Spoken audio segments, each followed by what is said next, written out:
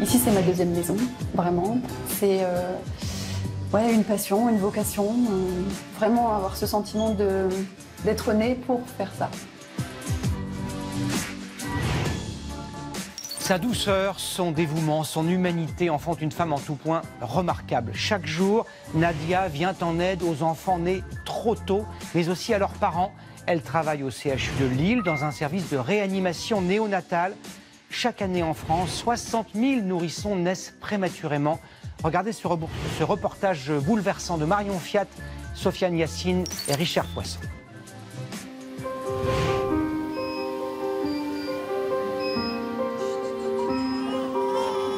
Noam, Margarida, Raphaël, ces bébés n'ont pas encore fini de grandir dans le ventre de leur mère. Ce sont de grands prématurés.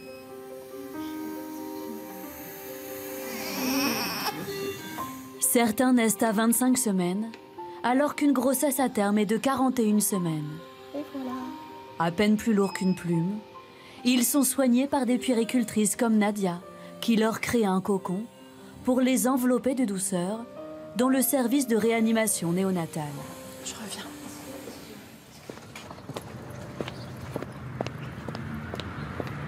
Nadia est mère de famille et chaque matin depuis 17 ans, elle laisse ses 3 enfants pour retrouver ceux de son service à 6h30. Elle est l'une des plus anciennes de réanimation néonatale et c'est d'un pas pressé qu'elle prend le relais de l'équipe de nuit alors que les bébés dorment encore. Il y a une certaine impatience en fait, surtout quand on les a depuis plusieurs jours, quand on les suit, de savoir ce qui s'est passé. Voilà, c'est toujours assez intéressant de voir comment les choses évoluent. Et là, en l'occurrence, ça évolue plutôt bien. Donc, Être puéricultrice ici, c'est prendre en charge ces tout petits qui nécessitent une attention et des gestes particuliers. C'est l'heure de l'arrivée des parents. Claire a accouché prématurément de Raphaël il y a 3 mois. comment va Raphaël? Il se réveille tout doucement. Chaque matin, elle vient voir son bébé parce que sa présence participe au bien-être pendant les soins. On va essayer de le mettre sur le côté, plus sur le côté encore, pour réussir à l'enrouler. Des soins à 6 mains. Prendre le temps, délicatement. Et pas seulement pour du confort. La douceur favorise l'état de santé général des bébés. Un bébé qui n'est pas confortable, qui est douloureux, il va respirer beaucoup plus rapidement ou à l'inverse faire des pauses respiratoires qui auront forcément un impact sur son oxygénation.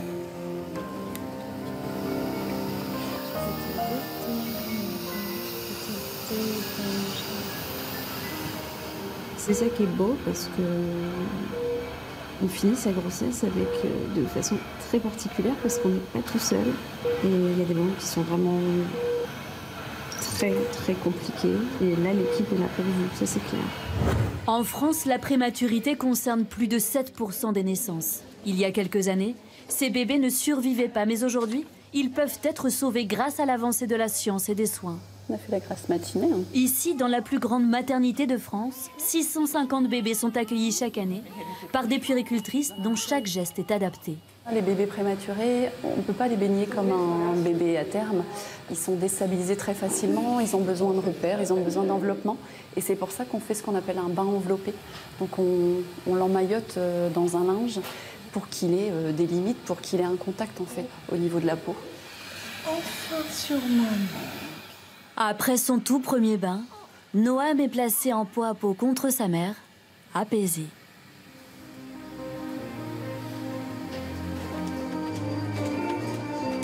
Mais l'accalmie est de courte durée.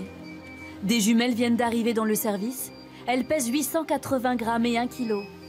Nées il y a quelques heures, Margarida et Carlota nécessitent la plus grande attention. Leur mère va pouvoir les rencontrer, les toucher et leur parler à travers leur couveuse. On a eu peur dès le début qu'elle n'arrivait même pas là, qu'il y avait une qui pouvait même mourir. Donc quand on est là à côté d'elle en train de faire des soins, c'est une victoire. On savait déjà que c'était des guerrières et là on est vraiment heureux pour pouvoir être là à côté d'elle. Et ce bonheur, c'est la quête de Nadia, comme les 60 puéricultrices du service. Les histoires de ces bébés se succèdent, mais Nadia reste, depuis tout ce temps, déterminée, passionnée et dévouée à son travail. C'est pour moi même pas un métier, c'est vraiment... Ici, c'est ma deuxième maison, vraiment. C'est ouais, une passion, une vocation, vraiment avoir ce sentiment d'être née pour faire ça.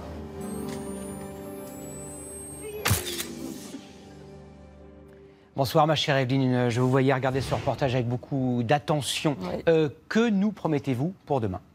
Eh bien, écoutez, avec un petit peu de patience, Gilles, on va petit à petit retrouver du soleil pour enfin pouvoir dire joli mois de mai.